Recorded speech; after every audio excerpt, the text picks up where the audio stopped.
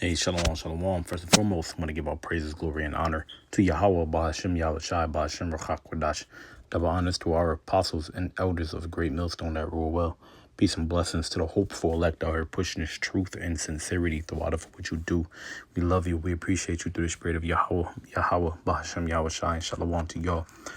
This is your brother Dawud Dodd from the Great Millstone Camp in Atlanta. Lord willing to give you an edifying lesson through the spirit and power of Yahweh, Bahashim, Yahweh Shai, who the world ignorantly calls God. His name is Yahweh, meaning he is or he exists or he to be. Who the world ignorantly calls Jesus Christ. His name is Yahweh Shai, meaning he is the Savior or he's the deliverer or he saves, he delivers. If you're watching this now and you are a so-called black, Native American, or Latino man or woman, then you are a Hebrew Israelite according to the Holy Bible. You will not find black, Native American, or Latino in the Bible. So you need to know who you are according to the Bible, because certain people in the Bible was promised the glory, the covenant, kingdom, and salvation. Okay.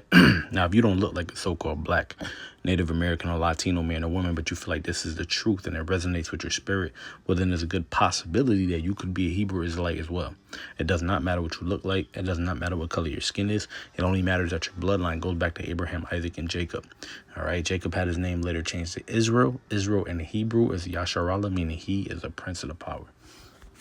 All right, without further ado, we are still going in Second Kings. All right, we finished First Kings. Now we're in Second Kings now.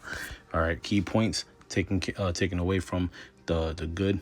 All right, of our forefathers. All right, and leaving the bad. All right, also reading the accounts, the history, and getting the accurate events that took place. All right, if you don't know history, you do not know the Bible. All right, Second Kings chapter 5. Subtitle reads, Naaman is healed. Naaman is healed. Verse 1. Now Naaman, captain of the host of the king of Syria, was a great man with his master, and honorable, because by him the Lord Yahweh Ba'ashem Yahushai had given deliverance unto Syria. He was also a mighty man in valor, but he was a leper. All right. So we know what a leper is. Let's see. Let's see what the blue letter gives a description for the word leper.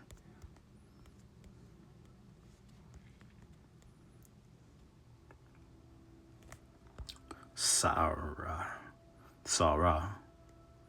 to be diseased of skin, be leprous. All right, which we know it's not gonna say, but so basically to be blonde hair, blue eyes, blonde eyebrows, white pale skin. So if these men were all white men, then why is it calling him a leper, right? Are we saying that he's a white man with leprosy? Because that's what Esau have you thinking, which is the so-called white men. They'll have you thinking that the men of the Bible, they were white people. God is the most high is looks like a white man. Who you call Jesus looks like a white man. All the disciples, the apostles, the kings, they're all white people. You see, the Hebrew Israelites were white people. So how white people gonna have leprosy? I've never seen a white leper, and I mean I'm pretty sure they have them. However, that's what they already look like. So it makes no sense. They already look like that. You see? Because they said that if it's a white spot, I believe. All right, the counts are in Leviticus. It's a certain type of spotting, but then it takes over the whole body, which will make you a clean leper, which is Esau. But if you're a black man, you have leprosy, and you're looking like a white man, that's the disease that this is talking about. All right. So verse 2 says, and the Syrians had gone out by companies and had brought away captive out of the land of Israel a little maid, and she waited on Naaman's wife. And she said unto her mistress, would God, my Lord, were with the prophet that is in Samaria, for he would recover him of his leprosy. And one went in and told his Lord, saying, thus and thus said the maid that is of the land of Israel. And the king of Syria said, go, and I will send a letter unto the king of Israel.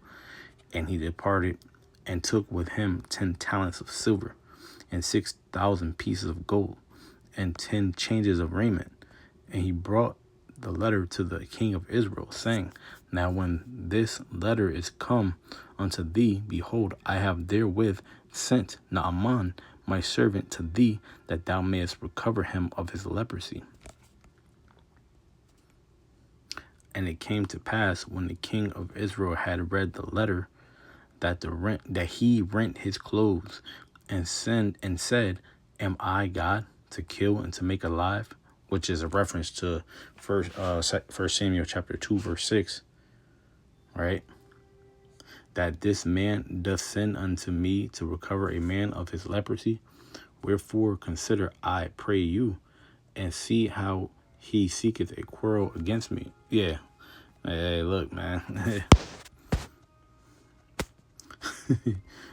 Think that he's sending something, to beguile him, man. It says to get the best of him, you know. It says, and it was so when Elisha, the man of God, had heard that the king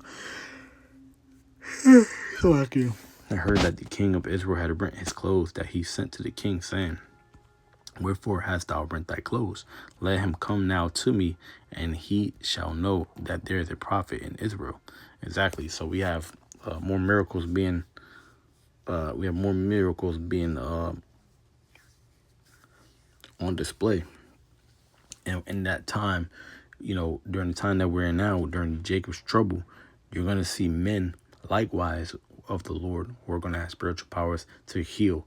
And people are going to have faith, and they're going to see these things. They're going to be the last of the flock to be brought in, because through those healings, they're going to see that, they're going to have faith, and they're going to believe. And you see, and then all of a sudden they're going to be sealed, right? They're going to be sealed, but with their mind, their heart, their la'ab, and they're going to be awoke. They're going to be wakened for real, the way that Yahweh Shem Yahushua intends them to be awoke. Not this bullish that people talk about now, being woke.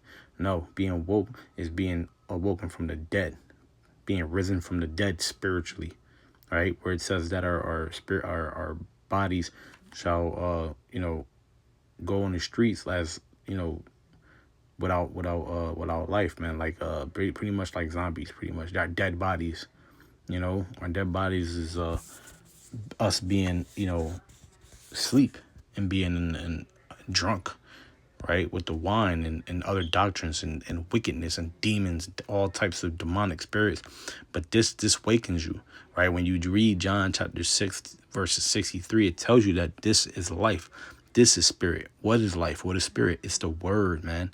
The words that are in this book that we're reading right now. All right, that's what makes us alive. You see. But these men, some of these men here on display here, that are written in this chapter that you read, they don't have any faith. That's why Elisha's like, yo, man, you have some faith, man. You see? You know that there's a prophet here, man. Come on. The man of the Lord, man, here. It says, oh, shit, I'm going off. And they're going to know that there's a prophet amongst Israel, too, in that time.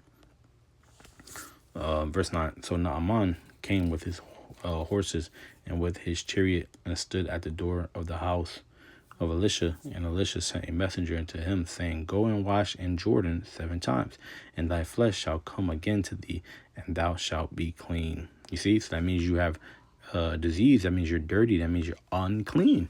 So Esau is unclean. It says, But Naaman was wroth and went away and said, Behold, I thought he will surely come out to me and stand and call on the name of the Lord his God, and strike his hand over the place and recover the leper. See, that's no faith. And remember, in the last chapter, we spoke about faith being in order. So that's being in order. That's what you're supposed to do. You need to be in order and do what the prophet told you to do. You have faith that it's going to work, believe, right? And have be in order to follow instructions. You see, that was given to you by a professional. All right. And spiritual power. So likewise, this chapter as well. But now, on one hand, we had faith for sure, and then now on the other hand, now we have faith being, belief being questioned. You see, or existence. That's why his name is He is Yahweh. He is. He exists. We have the existence of Yahweh being questioned. You see. And that's these niggas out here. These niggas, they question the prophets by questioning the most prophets. They question the Most High. You know, we're not regular men. You see, it says, but no, let me see. Verse 12. It says, are not Abana and Pharpar, rivers of Damascus, better than all the waters of Israel? May I not wash in them and be clean? So he turned and went away in a rage. And his servants came near and spake unto him and said, my father, if the prophet had bid thee do some great thing, wouldst thou not have done it? How much rather then when he said to thee, wash and be clean? Then went he down and dipped himself 7 times in Jordan, according to the saying of the man of the Yahweh. And his flesh came again like unto the flesh of a little child, and he was clean. Exactly. It's like, man, be quiet, man. You know, Gehazi's greed. He returned to the man of Yahweh. Oh, and he returned to the man of God, Yahweh Bashem Yahweh Shai. He and all his company, and came and stood before him. And he said, behold, now I know that there is no God in all the earth but in Israel. Now, therefore, I pray thee, take a blessing of thy servant. But he said, as the Lord liveth before whom I stand, I will receive none. And he urged him to take it, but he refused. And Naaman said, shall there not then, I pray thee, be given to thy servants 2 mules, burden of earth? Yeah, because, man, look, we don't, you know, I mean, you can pay your tithes, but we don't ask for nothing, man, to give you the word. You see? You know what I'm saying? If you want to give it to us as a donation, a gift, you know what I'm saying? Even then, like, bros ain't like, nah, man, we'd rather give you something. You know what I'm saying? And the word is the best thing, man. A lot of bodies are living water. You see, you can pay your tithes, but let that be pretty much it. No, some brothers receive gifts. There's nothing wrong with that, you know. But that's not what we're doing this for. You see, it says, and Naaman said, shall there not then, I pray thee, be given to thy servant 2 mules, burden of earth? Which that's for sure substance. You know, that's for sure substance. I mean, you could do it, and it said not burden of earth. So we got 2 fresh mules here. 2 fresh mules ready to go, man, ready to work for years for you. You see? It said, for thy servant will, you can get a lot out of that. For thy servant will henceforth offer neither burnt offering nor sacrifice unto other gods, but unto the Lord. And this thing the Lord pardoned thy servant, that when my master goeth into the house of Rimmon to worship there, and he leaneth on my hand, and I bow myself in the house of Rimmon, when I bow down myself in the house of Rimmon, the Lord pardoned thy servant in this thing. And he said to him, go in peace. So he departed from him a little way. But Gehazi, the servant of Elisha, the man of God, said, behold, my master hath spared Naaman the Syrian, and not receiving at his hands that which he bought. But as the Lord liveth, I will run after him and take somewhat of him. Yeah, see, being wicked. It says, so Gehazi followed after Naaman. And when Naaman saw him running after him, he lighted down from the chariot to meet him and said, is all well? And he said, all is well. My master hath sent me, saying, behold, even now there be come to me from Mount Ephraim 2 young men of the sons of prophets. Give them, I pray thee, a talent of silver and 2 changes of garments. And Naaman said, be content, take 2 talents. And he urged him, and bound 2 talents of silver in 2 bags with 2 changes of garments, and laid them upon 2 of his servants, and they bare them before him. And when he came to the tower, he took them from their hand and bestowed them in the house. And he let the men go, and they departed. But he went in and stood before his master. And Elisha said unto him, whence comest thou, Gehazi? And he said, thy servant went no whither. And he said unto him, went not mine heart with thee, when the man turned again from his chariot to meet thee? Is it a time to receive money and receive garments, and olive yards and vineyards and sheep and oxen and men servants and maidservants? The leprosy therefore of Naaman shall cleave unto thee and unto thy seed forever. Oh, wow. And he went out from his presence a leper as white as snow. Whew. You see?